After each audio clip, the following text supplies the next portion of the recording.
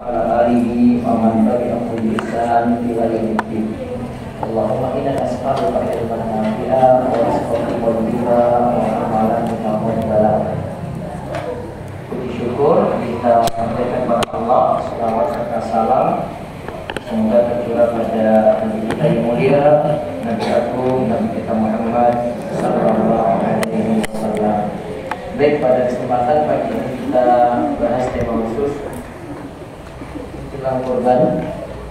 Biar persiapan lebih awal, namun nanti dengan bahasan yang ringkas untuk korban yang mudah-mudahan selesai bisa dilihat dari buku di korban, akikoh dan sunnah saat bayi lahir.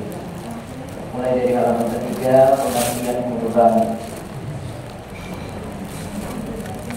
Nanti mau korban apa ini?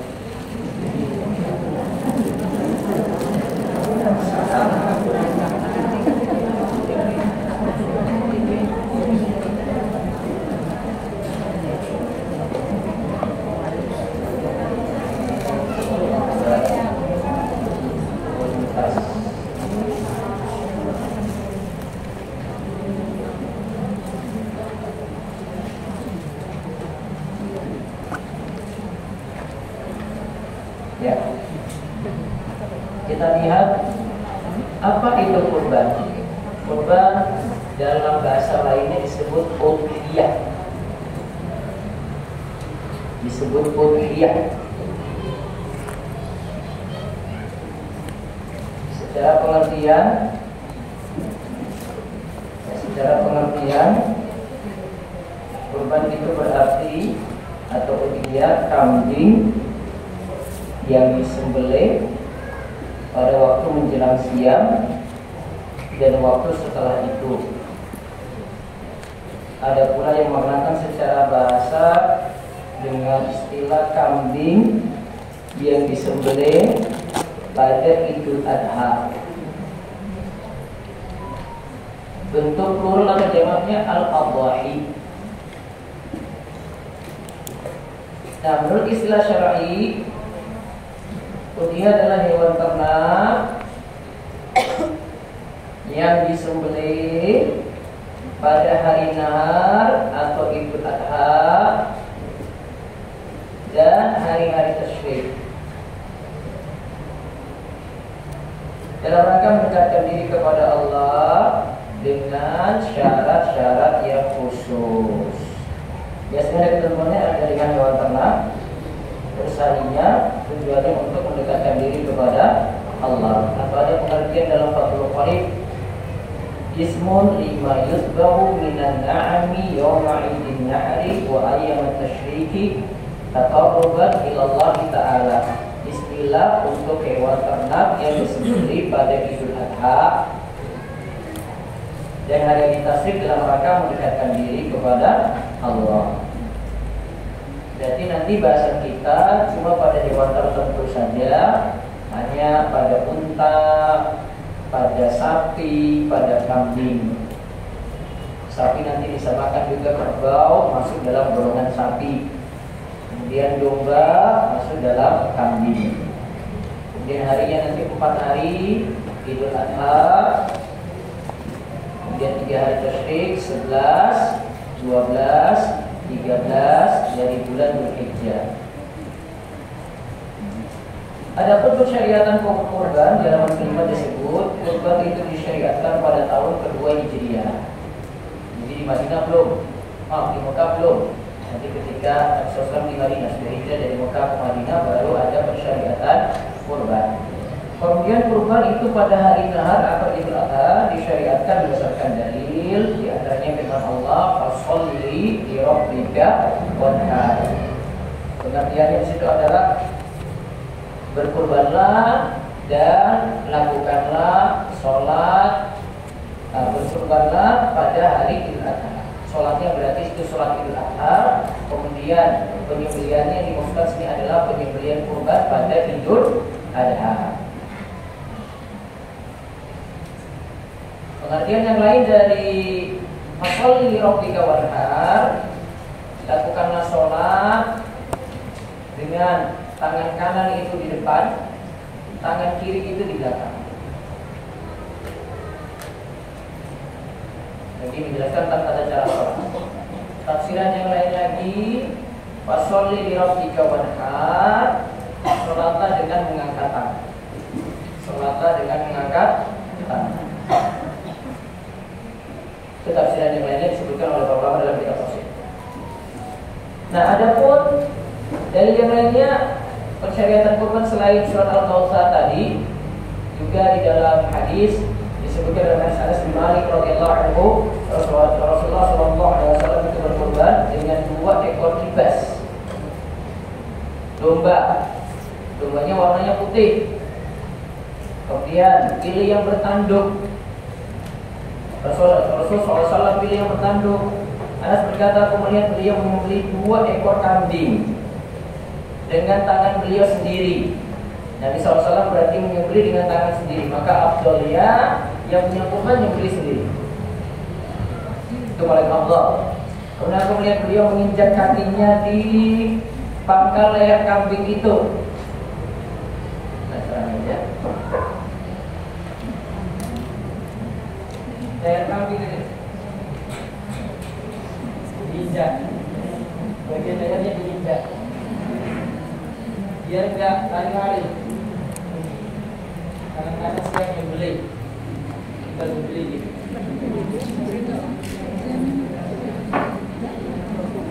Bagian lehernya diinjak di pangkal leher kambing, pangkal lehernya. Terus dia berkata ketika nyembelih sambil baca Bismillah, kemudian bertakbir Allahu Akbar. Bismillah, Allahu Akbar. Dan beberapa syariat Islam itu juga memakai ucapan seperti ini, Bismillah, Allahu Akbar. Ketika mulai tawaf di Hajar Aswad, Bismillah, Allahu Akbar. Ketika lempar jamarat, lempar jumrah, ula wusta aqabah, Allahu Akbar. Dari syariat takbir lagi. Semua kaitannya dengan belakang itu. Nah, di sini kita diberi kurban juga. Bismillah, Allahu Akbar. Kemudian kaum muslimin pun sepakat berijma, sepakat akan disyariatkannya kurban. Kaum muslimin sepakat akan disyariatkannya kurban. Adapun keutamaan kurban tidak ada dalil khusus. Adapun dalilnya kebanyakan dhaif. Cuma kita lihat tadi ada ayat, ada hadis, ya, praktek Nabi Sallallahu Alaihi Wasallam. Maka yang Nabi katakan di dalam petunjuk penyembelihan yang dilakukan pada waktu mulia. Nah, ini keutamanya ini. Penyembelihan yang dilakukan pada waktu mulia lebih afdal daripada sedekah senilai penyembelihan tersebut. Berarti harga kambing berapa? Berapa, Bu? 3,5. Kalau 3 juta ya. Di hari Idul Adha itu bisa kurban kambing 3 juta. Ada yang minta sumbangan masjid 3 juta juga. Maka lebih afdal kurban dengan 3 juta rupiah. Karena saat itu waktunya kurban. Maka tadi kaidahnya penyembelihan yang dilakukan pada waktu mulia lebih afdal daripada sedekah senilai penyembelihan tersebut. Kata Imam Ibnu Qayyim. Lalu hikmah kurban. 1. Kurban adalah bentuk takarrub ibadah. Ingat, karena ini bentuk takarrub pada ibadah, manut pada tuntunan. Kadang kita kalau kurban itu pakai perasaan. Saya modelnya mama itu perasaan. Ini sudah gini lebih banyak. Ini lebih bagus nih. Nanti hitungan pakai hitungan kok nanti. Karena ini takarrub ibadah, manut dalil, bukan manut perasaan. Bagian ini dijual aja nggak apa-apa, biar nanti tukar kambing lagi. Gitu. Manut dalil, boleh nggak dijual? Kalau sudah manut dalil ya sudah. Terus yang kedua, kurban itu dalam rangka bersyukur atas nikmat hayat, nikmat kehidupan. Allah masih memberikan nikmat hidup. Terus yang ketiga, kurban itu untuk bentuk berbagi dengan keluarga, dengan teman, dengan orang miskin. Berbagi berarti. Nah, ingat kaidah dari Imam Ibnu Qayyim. Harta itu cuma dua keadaan saja, Ibu. Pertama, menutup pintu kebaikan. Yang kedua, membuka pintu kebaikan. Kalau menutup pintu kebaikan, berarti orang pelit, siap dapat celaan. Orang-orang ngomong, oh dasar memang dia itu pelitnya, bukan baik. Kata yang kedua, membuka pintu kebaikan. Membuka pintu kebaikan itu berarti keluarkan harta tadi. Di perkataan yang lain, Ibnu Qayyim katakan, kalau dikeluarkan harta tadi baru dipuji. Kalau cuma disimpan-simpan saja, nggak dipuji itu harta. Kata beliau itu sifatnya adalah harta itu takliyah. Keluarkan dulu, keluarkan baru dipuji. Maka ketika dipakai untuk kurban bagi ke orang, ya, kan kurban kan keluarkan, bagi ke orang kan baru dipuji. Ditahan-tahan saja nggak mau kurban, harta nggak dipuji. Sifat harta itu kayak gitu. Walau memang harta itu kalau dibagi tidak semua dapat. Kita bagi teman dari kurban ya, teman kepada orang miskin. Nanti ada yang nggak dapat tapi bilang, wah, kok saya nggak dibagi kurban tadi ya? Mau ibu-ibu pelit juga. Ada orang nggak dapat tapi bilang kita pelit. Ya resiko, karena harta itu tidak memuaskan semua orang. Betul nggak? Anda tadi nggak dikasih pasti bilang ibu pelit. Yang dikasih, wah nyanyi-nyanyi itu Masya Allah ibu ini luar biasa.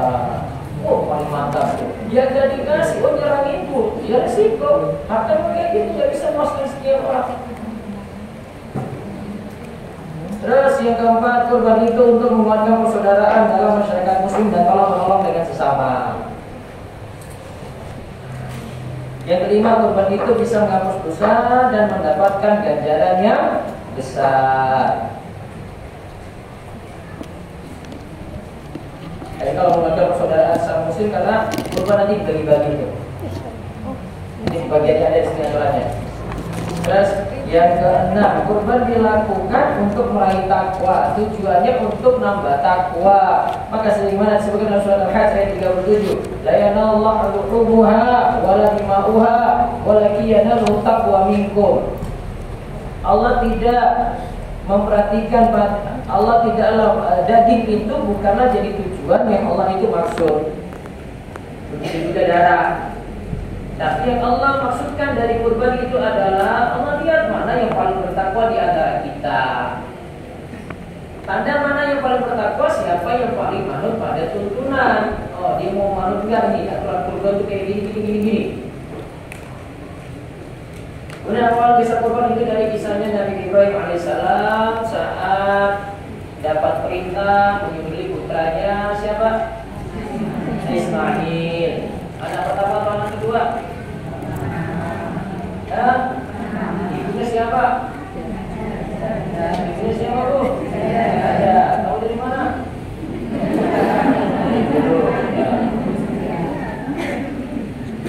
Ismail itu baru putra yang dinanti-nanti. Terus dapat wahyu ketika Ismail mau beranjak dewasa, dapat wahyu putranya sendiri disuruh disembelih oleh bapaknya Ibrahim. Ternyata ketika mau disembelih, nah tidak jadi.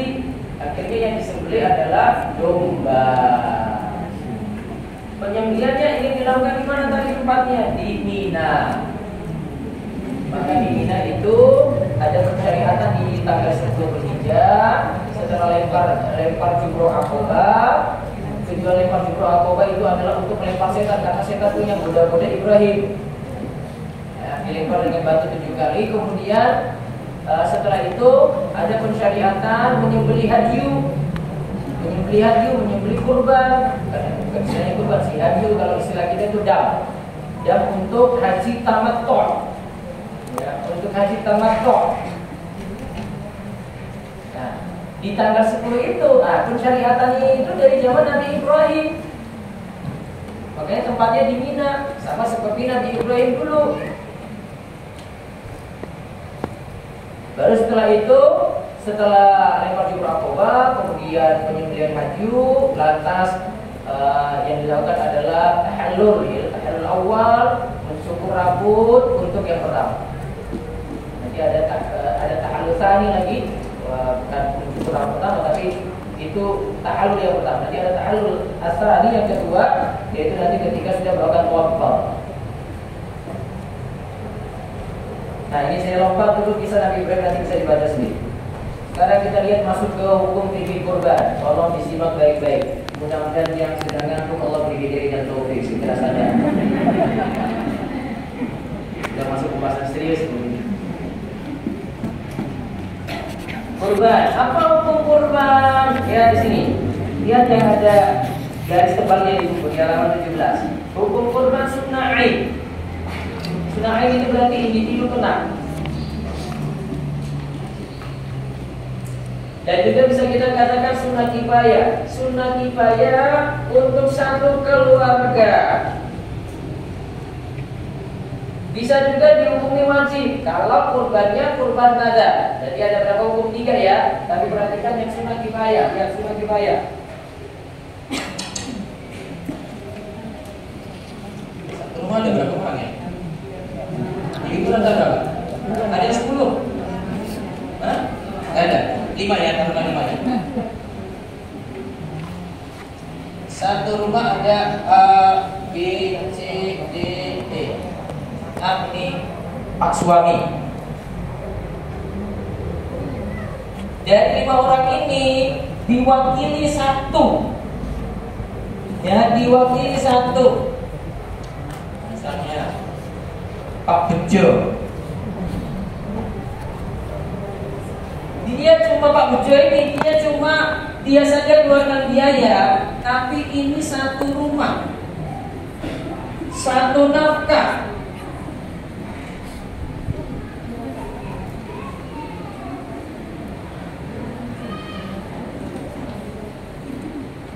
Maka cukup dengan nama Pak Bejo dan keluarga. Maka sudah melakukan sunnah kifayah. Anggota keluarga yang lain B, C, D, E tidak berkorban, gak masalah.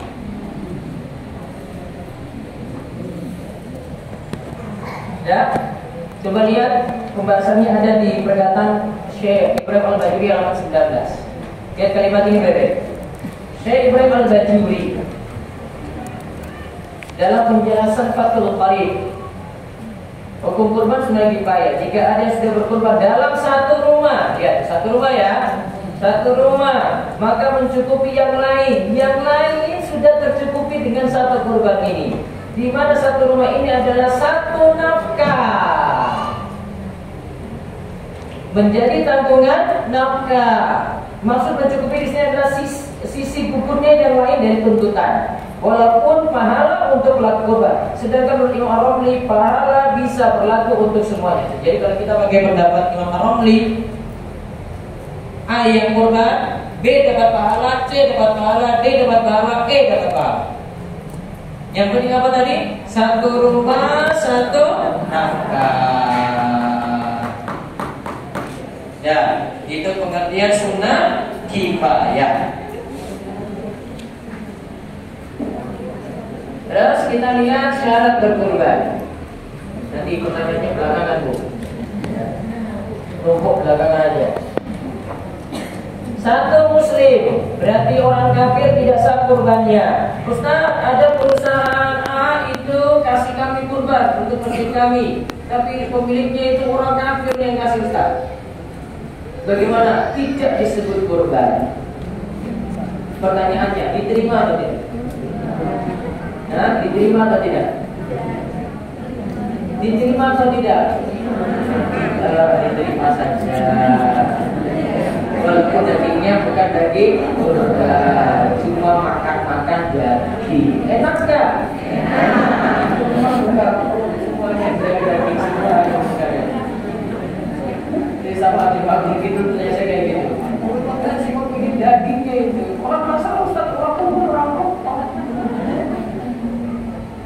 gantinya kan gitu. Syaratnya muslim, ya. 2 balik atau dewasa. Anak-anak tidak disebut kurban. Belajar kurban monggo silakan. Terus yang ketiga berakal, yang keempat merdeka, yang kelima mampu. Lihat sisi mampu apa maksudnya? Orang yang mampu dalam kurban adalah yang memiliki kelebihan untuk kebutuhan dirinya dan kebutuhan orang yang dia tanggung. Dia, istri, anak-anak dia tanggung semuanya, yaitu ada nafkah untuk mencukupi Idul Adha 3 hari tasyrik.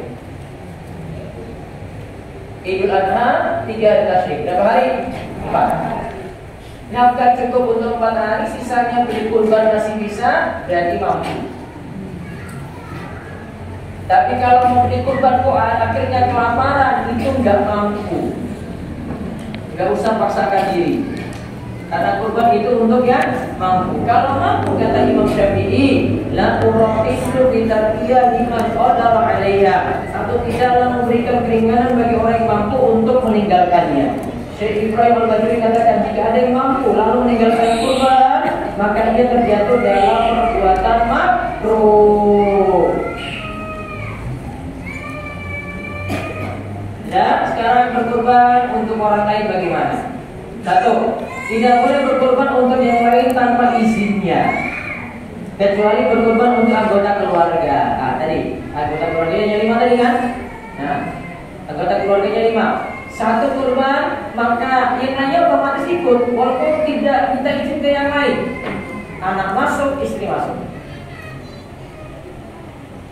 Terus, jika ada izin walau itu orang yang telah meninggal dunia, maka dibolehkan. Berkurban untuk orang yang telah meninggal dunia berarti harus ada wasiat sebelum meninggal dunia. Sekarang bagaimana kalau tidak ada wasiat? Sebelum meninggal dunia tidak ada wasiat, apakah boleh berkurban atas nama yang meninggal? Langsung ringkasannya di halaman 25. Komisi Fatwa Kerajaan Saudi Arabia, Al-Lajnah Ad-Daimah lil Buhuth Al-Ilmiyah wal Ifta, pernah diajukan pertanyaan bolehkah niatan kurban untuk mayit? Jawaban para ulama lajnah, para ulama sepakat hal itu masih dibolehkan jika niatannya sedekah jariah, sehingga boleh berniat kurban untuk mayit. Dalil yang melatar belakang ini hadis yang kita tahu bersama, idza matal insan idza mata ibnu adam in qata amalu illa min talatin, sadaqatun jariyatun aw ilmun yuntafa'u bihi aw waladun shalihun yad'ulah. Jika manusia meninggal dunia, maka amalannya terputus kecuali 3 perkara. 1. Sedekah jariah. 2. Ilmu yang diambil manfaatnya. 3. Amal soleh, doa anak soleh. Doa anak soleh yang selalu mendoakan orang tuanya. Nah, kalau sedekah jariah di sini berarti kurban masuk di situ. Maka ulama lajnah katakan berkurban atas nama orang yang telah meninggal dunia termasuk bagian dari sedekah jariah. Di dalamnya terdapat manfaat untuk orang yang berkurban, untuk mayit dan yang lainnya. Dari kesimpulan ini berarti nyampe kurban atas nama orang yang telah meninggal dunia, tidak masalah. Sekarang ketentuan hewan kurban halaman 27. Dalam ayat dikatakan oleh kulli ummatin ja'alna mansakan liyadhkuru smallahi 'ala ma razaqahum min bahimatil an'am. Dan bagi tiap-tiap umat telah kami syariatkan penyembelihan kurban supaya mereka menyebut nama Allah terhadap binatang ternak yang telah direzekikan Allah kepada mereka. Lantas hewan yang digunakan untuk kurban tadi disebut bahimatil an'am, berarti cuma hewan ternak saja. Hewannya terbatas. Apa? Unta, sapi, kambing.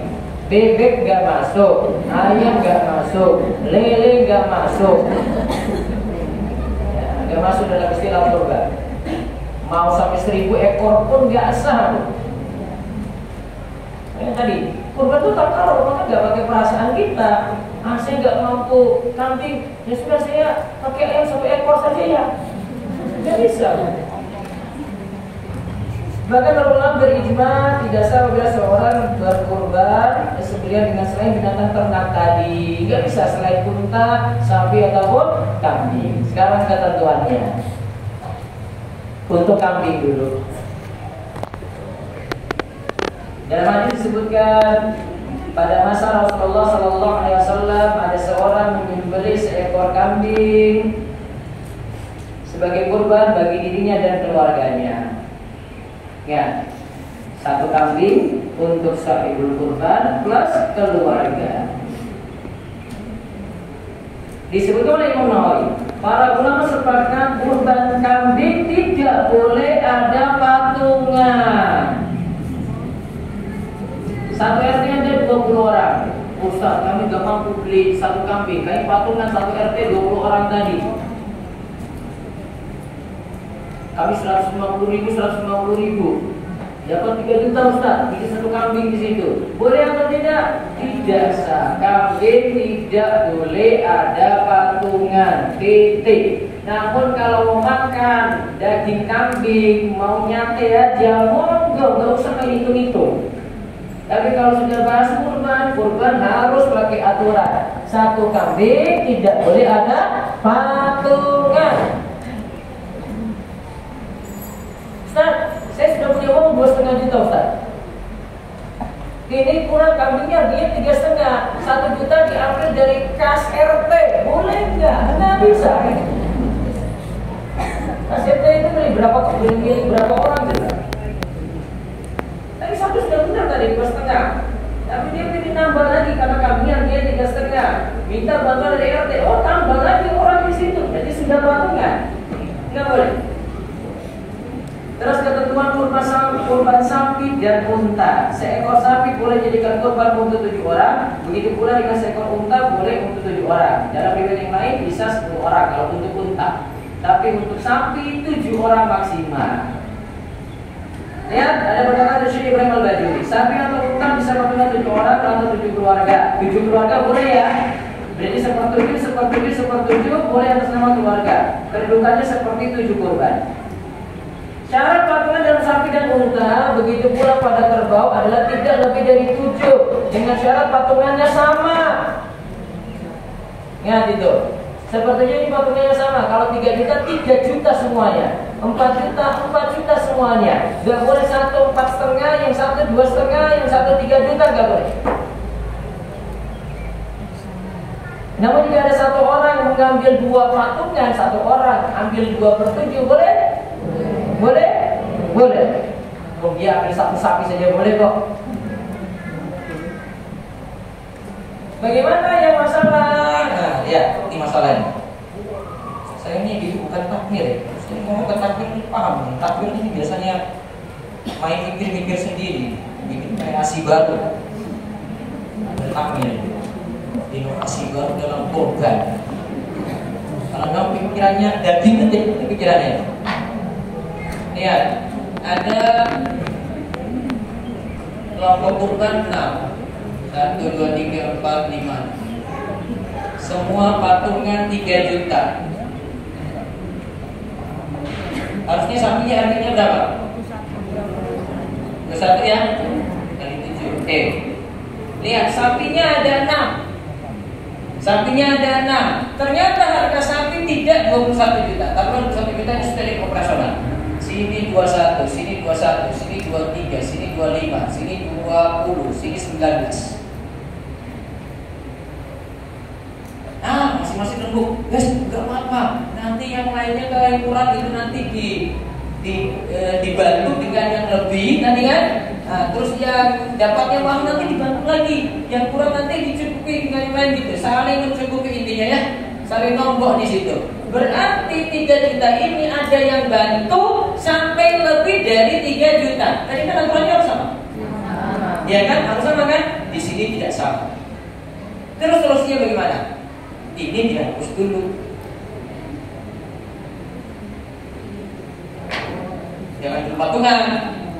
Sapi dulu dipikir. Sapi ini dibagi 7 berapa? Yang ini bagi 7 berapa? Yang ini bagi 7 berapa? Yang ini bagi 7 berapa? Yang ini bagi 7 berapa? Yang ini bagi 7 berapa?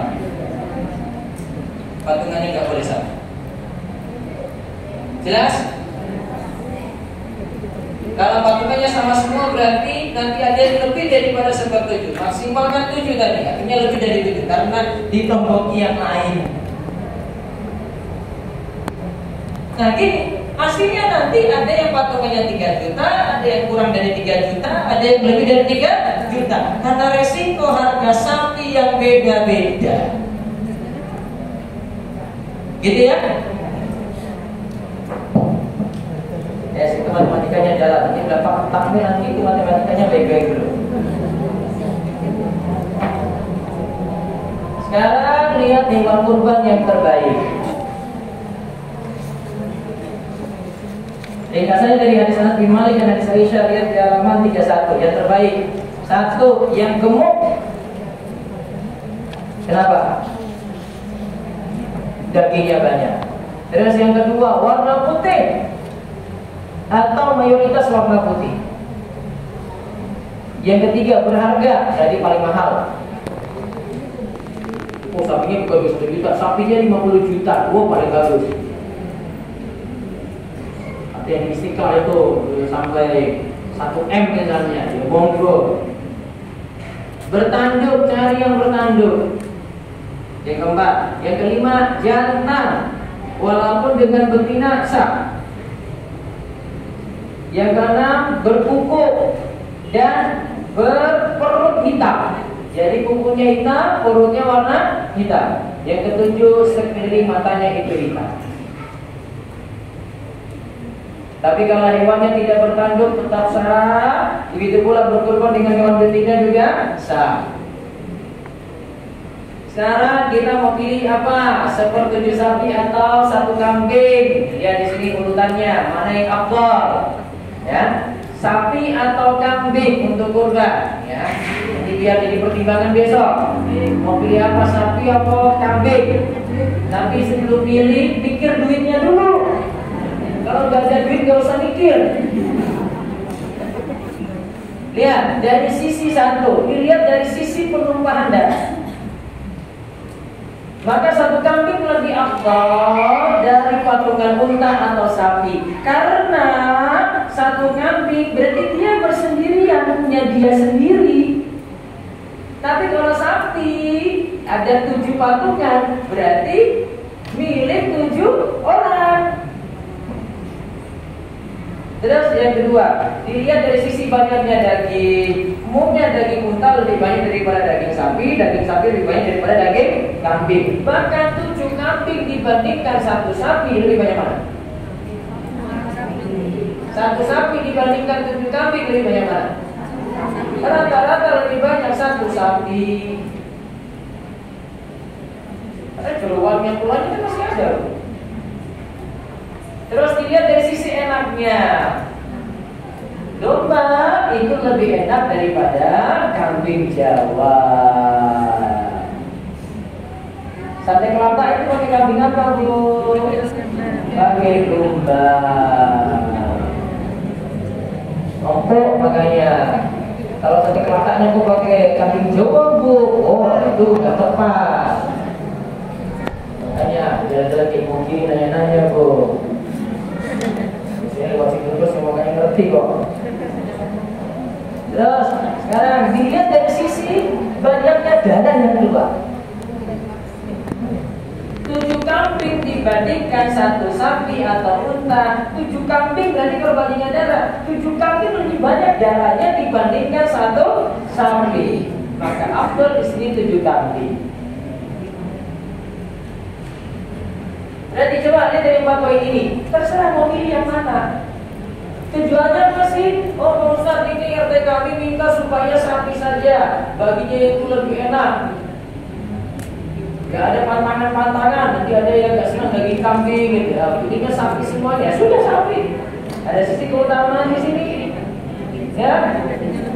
Terus dilihat dari sisi warna, urutan warnanya di sini. Untuk warna hewan kurban yang paling afdal dari putih dulu. Terus yang berikutnya kuning. Yang berikutnya lagi abu-abu. Yang berikutnya lagi merah. Yang berikutnya lagi bangkok atau belang-belang hitam putih. Ada kan? Yang hitam putih belang-belang ya, nah itu. Yang terakhir hitam. Yang paling afdal apa tadi? Terus ketentuan umur hewan kurban. Ringkasnya ada di tabel langsung. Unta umur minimal 5 tahun. Sapi umur minimal 2 tahun. Kambing umur minimal 1 atau 2 tahun. Karena ada satu pendapat katakan 1 tahun, ada pendapat yang lain katakan 2 tahun. Terus domba kurang dari setahun, yang penting sudah poel. Poel apa? Nanti nanya sama belati yang jual itu. Nggak tahu poel itu apa? Ibu nggak tahu. Artinya makan. Sekarang cacat hewan kurban, cacatnya. Lihat, sampai pilih yang benar tadi, yang utama, yang terbaik. Jangan sampai hewannya cacat. Yang nggak boleh apa? Lihat dari hadis Al-Barra bin Azib. Rasulullah SAW pernah berdiri tengah-tengah kami dan berkata, ada 4 cacat yang tidak dibolehkan pada hewan kurban. 1, buta sebelah dan jelas sekali kebutaannya, walaupun bola matanya masih ada. Apalagi kalau bola matanya lepas, apalagi kalau dua-duanya buta. Yang kedua, sakit dan tampak jelas sakitnya. Terus yang ketiga, pincang dan tampak jelas pincangnya. Ini kadang ini urusannya tampil-tampil ini, ya, penjualan terstruktur pada kambing dan sapi. Tadi itu barang-barang si sapi itu turun dari truk langsung patah itu lagi. Gak boleh jadikan kurban lagi. Mau pincang saja sudah gak sah, apalagi patah. Ganti. Itu harus ganti hewan. Gak sah. Terus yang keempat, sangat kurus sampai tidak punya sumsum tulang. Sangat kurus nggak boleh. Nah, ringkasannya ada di bawah di halaman 34 itu. Coba lihat di halaman 35 ini tambahannya lagi. Hewan kurban yang wajib untuk dijadikan kurban. 1, hewan yang dikebiri, terpotong kedua pelirnya. Ada namanya sanglir. Sanglir itu yang biji pelirnya cuma 1. Sanglir ini masih sah. Ya, karena dua biji pelir saja tidak ada, sah. Apalagi cuma 1. Terus yang masih sah, hewan yang tanduknya patah selama tidak mengurangi pada daging. Kalau tanduknya cuma patah saja, apa saja itu, atau mungkin patah keseluruhan gitu ya, maka sah. Kecuali kalau patahnya dia ambil dagingnya tidak. Kalau dagingnya berkurang, berarti tidak sah. Terus hewan yang tidak ada tanduknya juga sah. Hewan yang tidak ada tanduknya juga sah. Terus hewan yang tidak sah dijadikan kurban, yang terpotong seluruh telinga atau sebagian. Kalau dalam mazhab Syafi'i katakan tidak sah. Kenapa? Kenapa? Karena berkurangnya daging. Telinga itu masih bisa dijadikan daging, ya kan? Terus hewan yang terlahir dalam keadaan tidak ada telinga, tidak sah. Hewan yang terpotong ekor atau sebagiannya, tidak sah.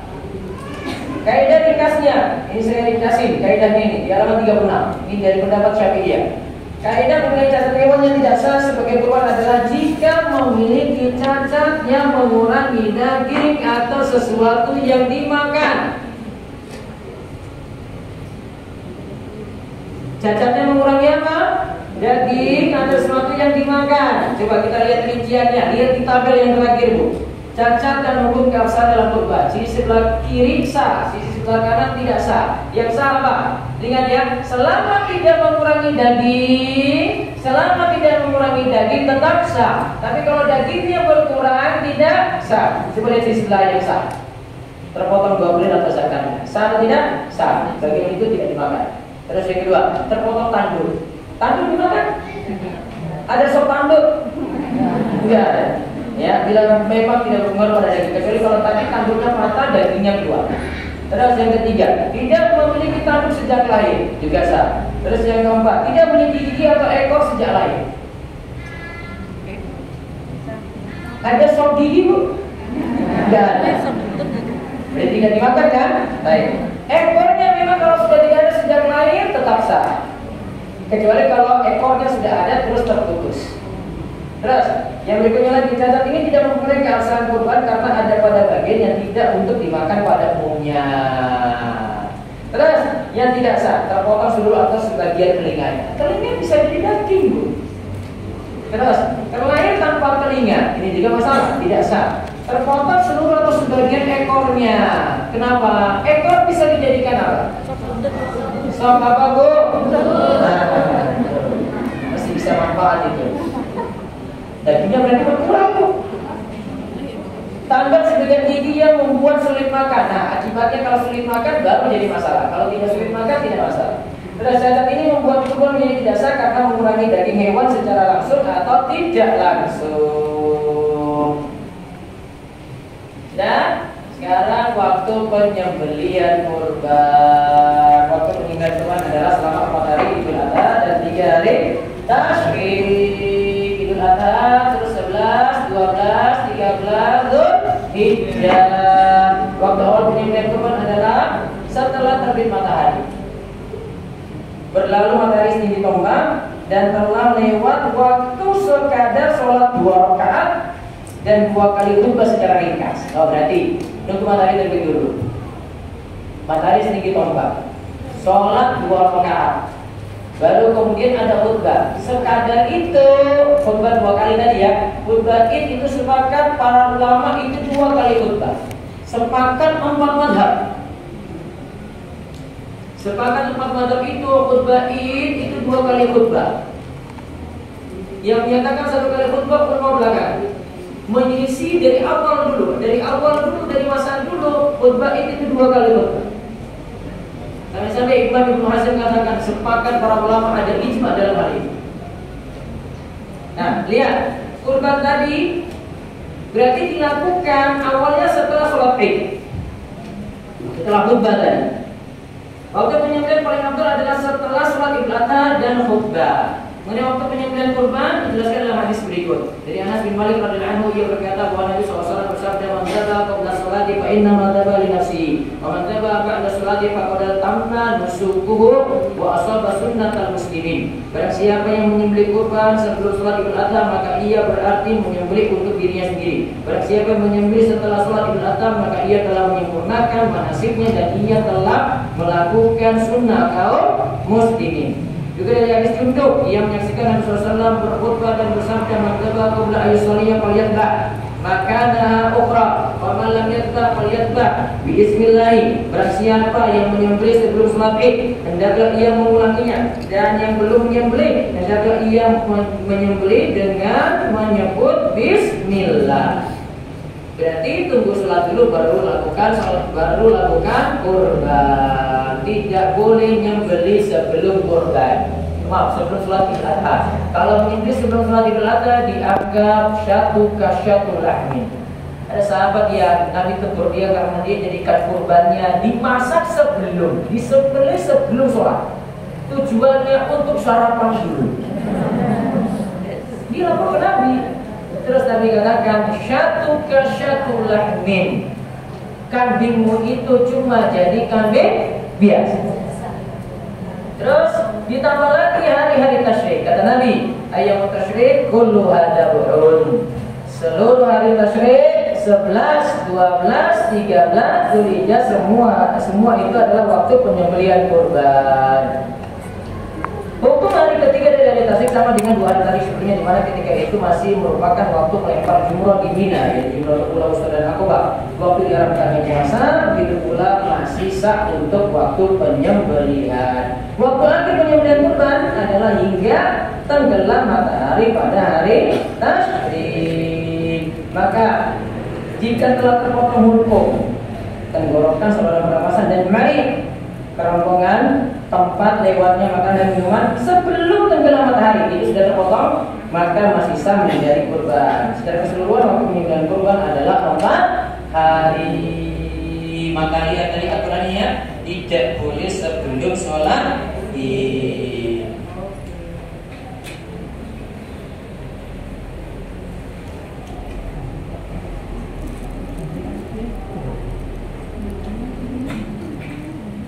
Perhatikan di sini.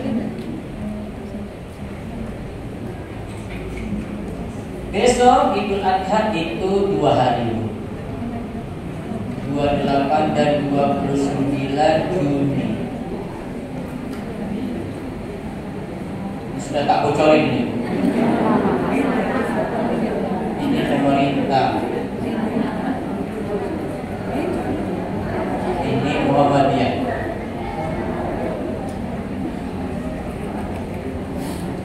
Ini tergantung sholat ibu nanti kalau mau sahur. Ya, kalau ibu sholatnya tanggal 28, sembelihnya di sini, kurbannya, nggak ada sholat. Jadi kan mau mundur nggak apa-apa. Tapi kalau jenengan kurbannya itu, sholatnya tanggal 29 ikut ini, kurbannya nggak boleh sebelumnya, Bu. Aturannya nanti gimana? Setelah sholat, dengan sholatnya tanggal ini kok sembelih kurban tanggal ini, batal, nggak sah kurbannya. Makanya saya ngomong ini, saya beritahu jauh-jauh hari, sehingga kurban jenengan nggak salah. Paham ini? Maka kalau sholatnya di sini, kurbannya di sini. Jangan kurbannya sebelumnya. Seandainya sudah terlanjur dengan setor, ada 2 kemungkinan. Pilihan yang pertama, tarik kurbannya lagi. Kalau enggak, pilihan yang kedua, sudah serahkan saja, nanti keluarkan duit lagi, kurban 2 kali berarti. Tapi kurban yang pertama tidak dianggap kurban karena jadi sholat di sini. Gitu ya? Sudah saya beritahu jauh-jauh hari, jangan nanya-nanya lagi, nanti besok bingung lagi. Itu perbedaannya nanti. Kalau Saudi Idul Adha-nya tanggal 28, wukufnya tanggal 27. Kita nggak pengaruh Saudi, Bu. Kalau ikut pemerintah itu nggak pengaruh di Saudi. Saudi mau dia wukuf tanggal berapa, kalau yang dari kita belum kok, karena kita akan lihat ru'yatul hilalnya nanti. Tidak sama dengan Saudi, beda. Jangan disamakan. Tapi masalahnya yang tadi kurban ya, paham ya? Sholatnya hari apa, nanti kurbannya ketika itu, Bu. Kalau sholatnya tanggal 28, berarti kurbannya tanggal 28. Mau diundur gak apa-apa, karena itu masih hari tasrik toh. Tapi kalau sholatnya 29, jangan kurban tanggal 28. Diingat, catat itu, Bu. Pulang bilang suami.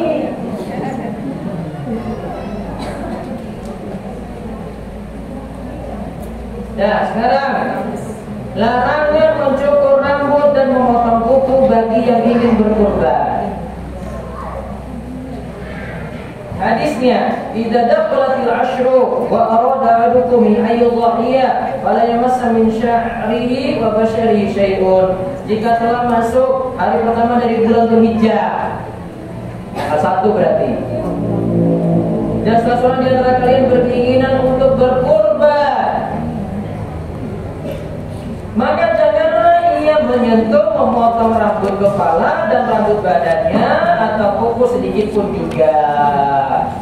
Syariat ini untuk kurban disamakan dengan orang yang lagi ihram.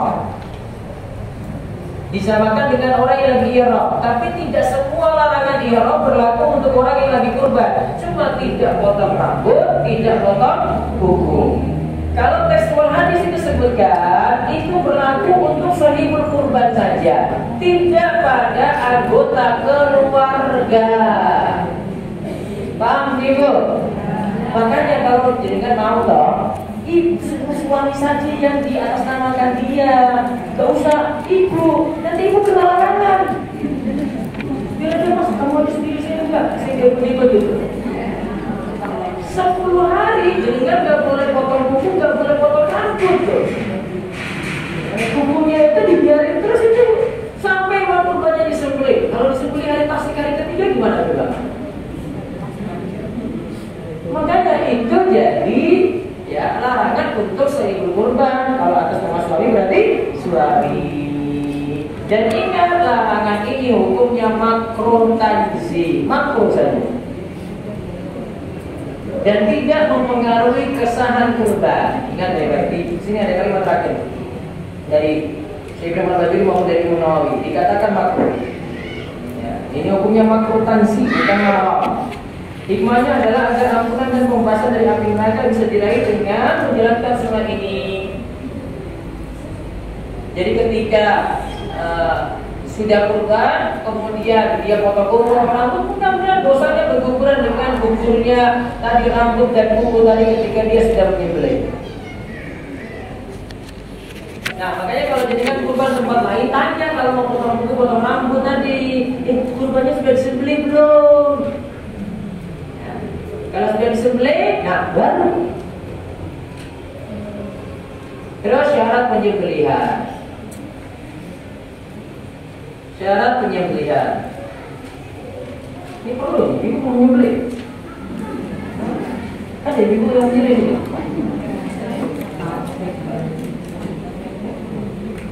Saya lompat saja. Ini penyembelihan laki-laki. Syaratnya dia ada di sini.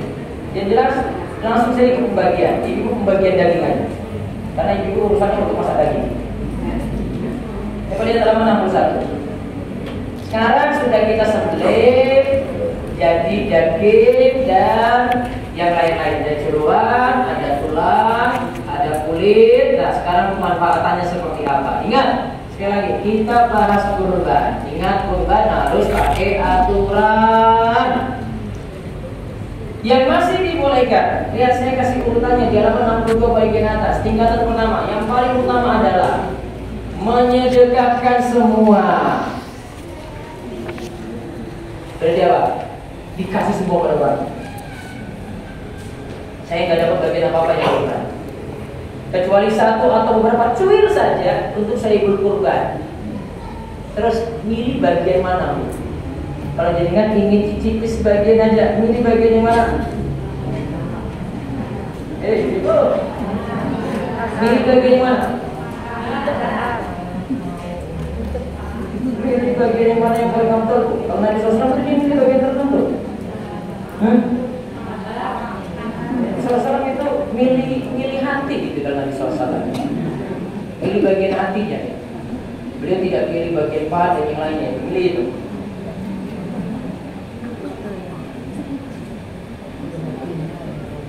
Ayo lihat di poin yang halaman 62. Hendaklah satu suap yang dicicipi adalah hati dari hewan kurban, karena Nabi SAW pernah makan hati dari hasil sembelihan kurban. Ini paling afdal.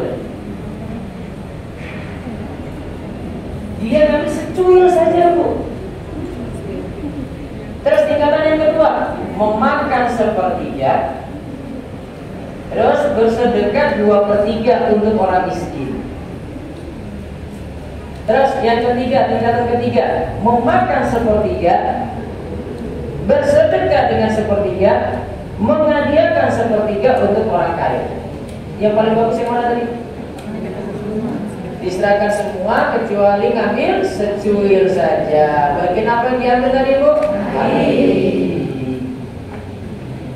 Dan saya sarankan kalau ngambil sepertiga, Bu, dengan pakai antara sepertiga. Sebenarnya sepertiga itu banyak banget. Padahal tiap hari itu dengan makan daging terus loh. Enggak juga. Tapi masih lebih dengan dibandingkan orang yang nggak pernah makan daging loh. Maka kalau tahu ada tangga-tangga yang jarang makan daging, dia cuma ngertinya nanti pas kurban. Saran saya, jadi kan nggak usah ngambil banyak-banyak. Tadi dia paling awalnya sudah serahkan semua, terus pilih saja, hati saja tadi yang diambil. Terus lihat, hukum menyedekahkan kurban kepada fakir miskin itu wajib dengan syarat. Satu, dalam bentuk daging, bukan dari selainnya seperti kulit. Jadi kalau kasih ke orang miskin, kasih daging. Jangan orang kaya dapat daging, orang miskin dapat kulit. Gimana kulit? Gak adil sama orang miskin. Mereka jarang makan kok, jarang makan daging kok. Jadi nggak cuma kasih kulit aja, ini kamu bawa pulang kulit semuanya. Daging nggak, itu untuk teman-teman saya saja. Terus yang kedua, berupa daging mentah, bukan bentuk masakan. Kalau sudah matang itu diakikoh. Kalau daging kurban itu mentah. Kemudian yang ketiga syaratnya adalah dagingnya masih seger. Dari tiga ini ya, dalam bentuk daging, jangan dalam bentuk apa? Kulit. Kemudian dalam bentuk daging mentah. Kemudian dagingnya masih seger, masih fresh. Terus hasil kurban dibagi dalam bentuk mentah bertujuan agar menerima yang menerima bebas untuk menjual atau manfaatkannya. Kalau dia nggak mau makan daging sapi tadi atau nggak mau makan daging kambing, dia mau jual udah lebih bagus. Ya, dia mau jual terserah dia. Terus, adakah satu suami yang dicuri adalah hati tadi dan hewan kurban dari hewan kurban karena Nabi SAW pernah memakan hati dari hasil sembelihan kurban. Terus sebaiknya daging kurban tidak dibawa keluar daerah kecuali jika ingin diberi kepada kerabat atau orang fakir miskin di daerahnya tidak ada lagi yang diberi. Boleh kasih keluar kalau memang kurban di tempatnya itu melimpah. Kemudian ada larangan yang terlarang yang di halaman 64 65. Larangan pertama di halaman 65, menjual sebagian dari hasil sembelihan kurban baik kulit, wol, rambut, daging, tulang. Walaupun satu suku kurban itu sunnah. Kata Nabi SAW, man ba'a tidak udhiyati fala udhiyatah. Siapa yang menjual kulit hasil sembelihan kurban maka tidak ada kurban baginya. Itu jual apa di sini hadisnya ini? Jual apa? Jual apa di sini? Kulit. Padahal umumnya takmir itu jual kulit. Itu yang dengan dicerewetin takmir tadi.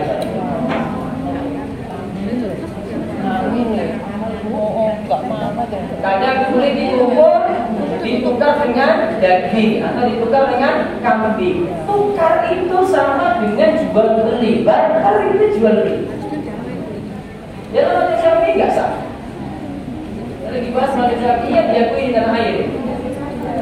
Terus yang kedua, larangan kedua, memberi upah kepada jagal dari sembelihan kurban. Paham yang ini? Oh, jagalnya nggak dikasih duit. Ya, kalau jagalnya dikasih duit, dia dikasih daging lagi boleh, atau dia dikasih kepala boleh, atau dikasih kulit lagi boleh. Yang penting duit dulu ya, untuk bayar upahnya. Tapi ini nggak dikasih duit, cuma dikasih jagal ini bawa pulang kepala untuk kamu sebagai upah. Kalau sebagai upah tidak sah, ini sama saja jual kepala untuk bayar si jagal. Jelas itu? Sama juga, ada kulit di sisa nih, jagal nggak dibayar apa-apa tadi, maka kalau dia katakan kulit di bawah jagal saja itu untuk upah baginya, itu sama saja jual kulit untuk bayar jagal, tidak boleh. Yang dilakukan oleh Ali bin Abi Thalib, dia di dalam Rasulullah SAW merintahkanku untuk mengurusi unta-unta kurban beliau. Aku menyedekahkan daging, jadi daging itu dikasih cuma-cuma, kulit dikasih cuma-cuma, gila kulit yang ditaruh pada punggung unta dikasih cuma-cuma. Aku tidak memberi sesuatu pun dari hasil kurban kepada tukang jagal. Beliau bersabda, kami akan memberi upah kepada tukang jagal dari uang kami sendiri. Upah dulu, bayar. Nanti kalau dia ada tambahan itu karena dia sudah menerima, dikasih lagi nggak apa-apa. Tapi uang dulu. Jelas? Maka balik ke aturan awal. Ini ibadah pakai aturan dulu. Gak bisa seenak kita sendiri. Kalau seenak kita sendiri, ya tadi pikirannya tadi, wah ini ada sisa kulit nih, kulitnya diapain, wah ditukar saja dengan daging, kita nanti masak bareng-bareng ya. Tadi gak paham aturan ini. Kalau mau kulit tadi, masalah kulit, sudah kasih cuma-cuma kepada penanda kulit, nih bawa pulang semuanya. Atau ada orang yang mengatakan, ambil aja, bawa pulang aja, terserah dia mau jual atau gimana itu, mau dulu. Dia yang manfaatin, bukan urusan panitia. Jadi duit-duitnya jangan balik lagi ke panitia atau balik kepada sahibul kurban. Wallahu a'lam bishawab. Selesai.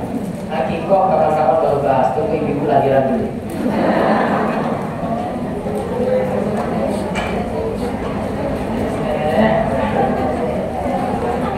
Baik, silakan jika ada pertanyaan.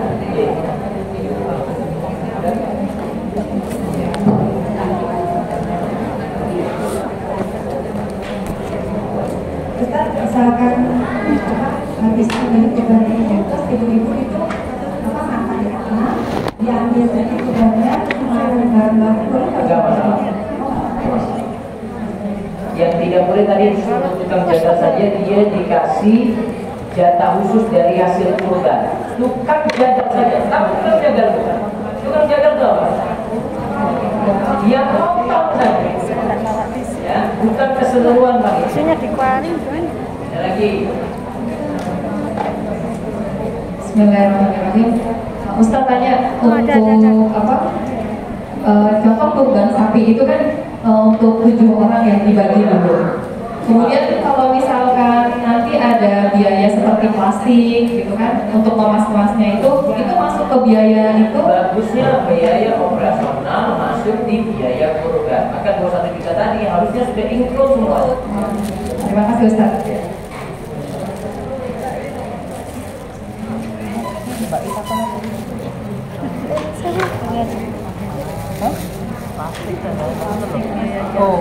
Itu kan operasional.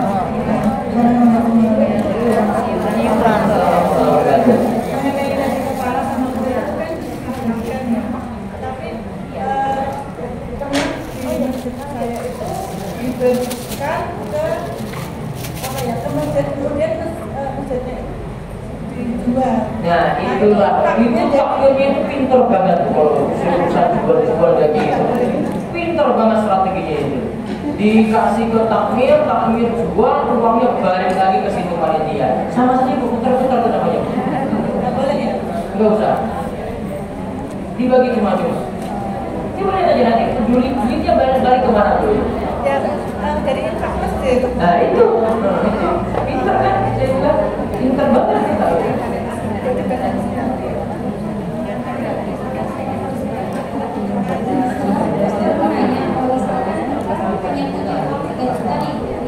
Kemudian di luar sepengetahuan kita orang tua kalau niatan orang tua untuk hadiah terima saja, jadi nanti jadi milik ibu. Jadi segala milik ibu kurban bersama ibu aja berarti. Nah gitu, boleh.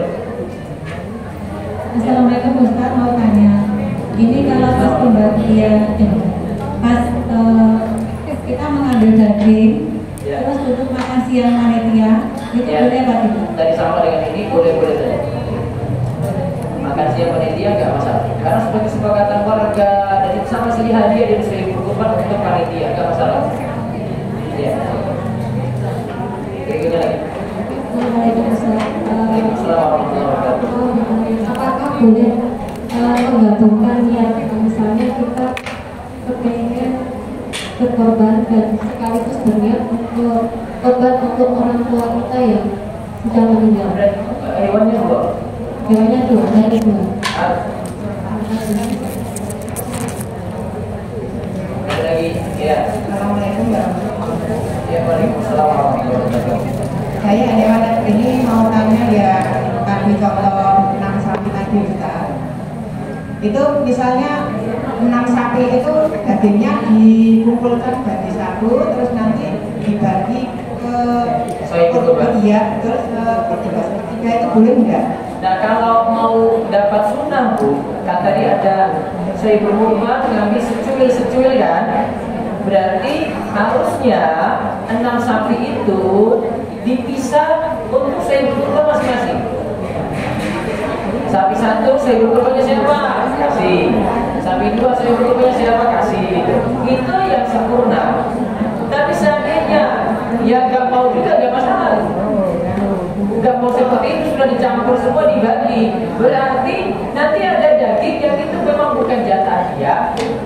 Nah dia dapat dari jatah orang lain. Berarti dia tidak jalankan sunnah mencicipi daging kurban. Cuma itu saja. Sama. Lagi. Bismillah, Bapak Ustaz menurutnya kalau korban asal perusahaan boleh nggak Ustaz? Apa? Yang perusahaan Yang keluarin datanya siapa? yang punya, yang perusahaan. Owner. Iya, Satu orang. iya. Kalau dia atas nama perusahaan gak apa-apa. Kalau memang cuma dia saja yang punya biaya di sini, Iya. gak masalah. Tapi kalau aktornya dia yang disembelihkan hewan tadi atas nama ownernya saja. Yang keluarin uang juga. Oh, nama aja gitu. Ownernya saja.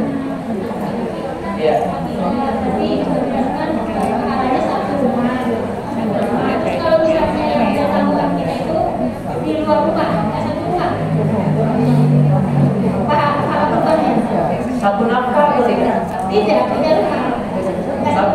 Maka nggak bisa pahala semuanya. Oh, kalau punya dua ya.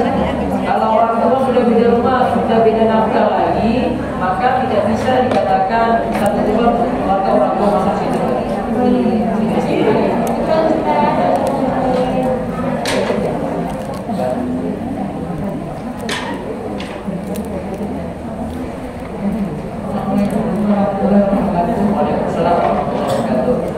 Kalau jadi panitia ketika kita hanya menarik untuk biaya seibunya, tetapi untuk makan siang panitia kemudian untuk panitia karena dimasuk nilainya diambilkan dari infak jamaah itu boleh nggak?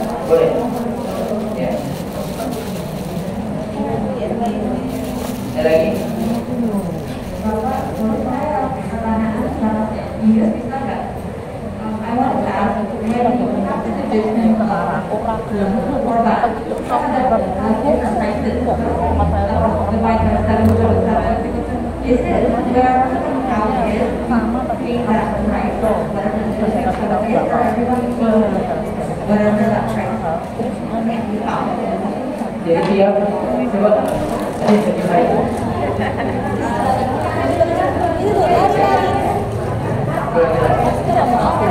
Soalnya satu pemikiran kayak substitusi itu loh a price for like 21, 22, 23, 19. My question is, are they all paying the price of wherever that house is, or everyone is paying whatever the price of their section is? Like I don't understand when you divide by 7. Oh, tadi saya jelaskan tadi ya.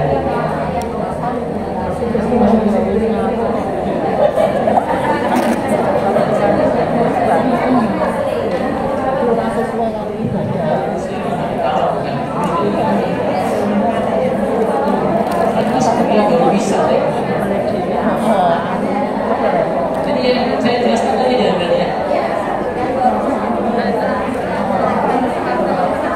Tadi ada juga tadi berapa tadi sapinya? 1, 2, 3, 4, 5. Harganya price-nya beda-beda ya. Ini 21, 21, 25, 23, ada 19, ini ada 20 misalnya. Ini juta.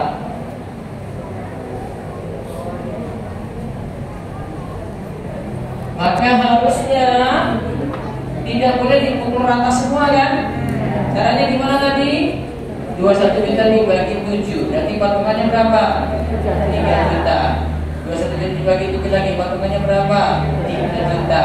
25 bagi 7 nanti patungannya berapa? 3 juta lebih, ya lah. Terus 23 bagi 7 berapa? 3 juta lebih juga. 19 juta bagi 7. Hah? 3 juta kurang. Ya tak? Terus 20 juta bagi 7, 3 juta kurang juga. 2 juta sekian. Jadi harganya harus patungannya beda-beda. Karena harga sapinya itu berbeda. kalau untuk pembagian dagingnya gimana? Pembagian dagingnya bebas saja.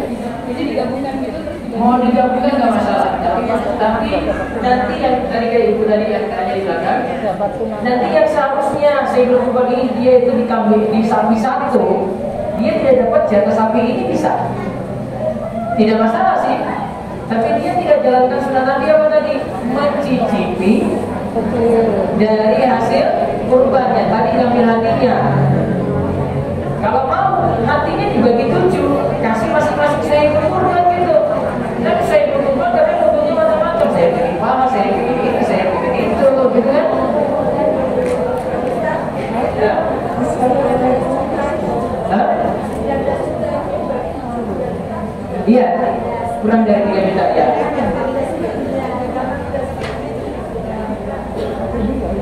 Jadi nanti kesepakatan saja mereka ini, si rombongan ini ya, karena masih ada di operasional tadi ya. Jadi kalau di operasional sudah ikut di dalam, ya, berarti ya dianggap sudah kita semuanya segini, selebihnya mungkin kasih ke panitia saja untuk mereka, nggak masalah. Ya. Kalau orang tua sudah nabung tapi mudah-mudahan meninggal, kalau anak-anaknya mau menambahkan untuk berkurban, apakah boleh? Berarti diniatkan sedekah untuk orang tua, terus namakan dengan orang tua. Jadi sebagian itu harta dari orang tua plus harta dari anak. Niatkan saja di situ sedekahnya untuk orang tua semuanya atas nama orang tua. Maka sah. Jika istri ikut patungan membeli uang kurban dari uang pribadinya, tapi kurbannya atas nama suaminya, nggak masalah. Kasih aja ke suami. Ibu baik banget di sini. Terus jika lebaran Idul Fitri kami ikut pemerintah, kemudian Idul Adha kami ikut Muhammadiyah, karena kami Idul Fitri di Jakarta dan Idul Adha ketemunya di Jogja. Yang lingkungannya mau dia apa boleh? Saya dari dulu ikut pemerintah terus. Beberapa tahun terakhir ini kami sekeluarga kalau berkorban pinginnya satu sapi, tapi diminta oleh warga jadikan kambing saja sehingga nanti kambingnya dibagi-bagi gitu. Jadi dia tinggal satu sapi utuh, ya.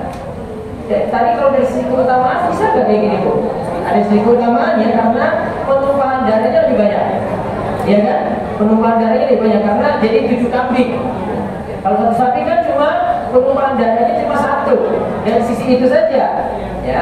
Tapi dari sisi kemanfaatan juga bisa karena orang lain dapat banyak, ya bisa. Nah, masalahnya atas nama siapa kan nggak diperhatikan tadi. Kalau mau atas nama satu keluarga saja, 7 kambing atas nama Pak Ahmad misalnya, kambing 1 Pak Ahmad, kambing 2 Pak Ahmad, kambing 3 sampai kambing 7 namanya sama, nggak masalah di situ. Nggak perlu bawa anak-anak, nggak perlu bawa si banyak lagi di situ. Itu udah kayak tadi Pak Ahmad tadi atas nama Pak Ahmad 7 kambing tadi semuanya keluarga dan keluarga. Pakaian ihram haji wanita lebih utama putih atau hitam. Yang lebih utama itu tutup aurat, bukan masalah putih atau hitam. Kalau saya lebih milih kalau ibu-ibu lagi ihram, umroh atau haji, saran saya tutup seperti ibu pakai mukena. Ya, tutup pakai mukena, kayak gitu aja. Untuk tawafnya, untuk sa'inya, pakai kayak gitu lebih aman. Tidak ada perselisihan di antara para ulama itu. Saya lihat kebanyakan orang Indonesia pakai putih. Iya, itu Indonesia, cinta warna putih. Karena benderanya merah putih. Itu barangkali. Tidak masalah sih, yang penting tadi tertutup aurat. Syaratnya tertutup aurat, bukan masalah warnanya. Ada pun sunnah pakaian pilot cuma sunnah saja. Tapi kalau untuk kepentingan sholat, untuk kepentingan ibadah sudah warna putih terus tertutup aurat selama tidak transparan ya. Tidak transparan, warna putihnya tebal, kemudian menutup aurat, tidak kelihatan rambut, merawat, sama. Untuk puasa Dzulhijjah dimulai kapan? Tergantung pilih tanggal 29 atau tanggal 28. Gitu aja. Mana yang harus dilakukan Ustaz? Membayar utang dulu atau kurban dulu? Jika saat itu maunya pas-pasan. Masalahnya kalau ikut kurban dulu, utangnya orang nanti gak dibayar-bayar juga, iya kan? Berarti penting kan bayar utang dulu. Apabila dalam satu keluarga yang dominan mencari nafkah itu istri, sebaiknya untuk kurban atas nama istri atau suami. Selama ini statusnya atas nama istri saja, selalu atas nama istri. Monggo kalau atas nama istri boleh, kalau enggak ibu kasih ke suami, Mas, ini saya kasih hadiah untukmu, kurban atas namamu saja, boleh juga, istri dan bapak. Ustaz, saya menjadi tanggungan anak saya, tinggal serumah, tapi anak saya sholat tanggal 28, sedangkan saya mau sholat tanggal 29. Bagaimana? Sudah kurban atas nama dia, ibu gak usah berkorban. Kurban perasaan saja. Ada program kurban yang dagingnya diberikan dalam bentuk lauk matang, ya, dalam bentuk rendang, dan diberikan 3 bulan yang akan datang setelah hari Idul Adha. Boleh ikut program itu atau tidak? Boleh saja sih dari sisi boleh karena daging kurban nggak mesti dihabiskan ketika hari Idul Adha ataupun hari tasyrik. Mau dikawinkan, jadikan masakan tertentu boleh, tapi kalau mau dihabiskan juga boleh, bebas dalam hal ini. Baik, itu saja. Dalam pertemuan kita bahas tentang manasik haji dari buku saya ini ya situ ya. Baik, Bapak di sini ada kiat-kiatnya sampai pada manasiknya lengkap. Ya, manasiknya lengkap. Tanpa mesti ikut rapor sudah bisa haji nanti. Saya nggak tahu nanti daftarnya bagaimana. Baik, itu saja kita cukupkan sebagai manfaat untuk ditutup oleh Ibu Dewi untuk penanya. Wabillahi taufiq. Assalamualaikum warahmatullahi wabarakatuh. Alhamdulillah, selesai sudah kajian kita pada pagi hari ini. Semoga ilmu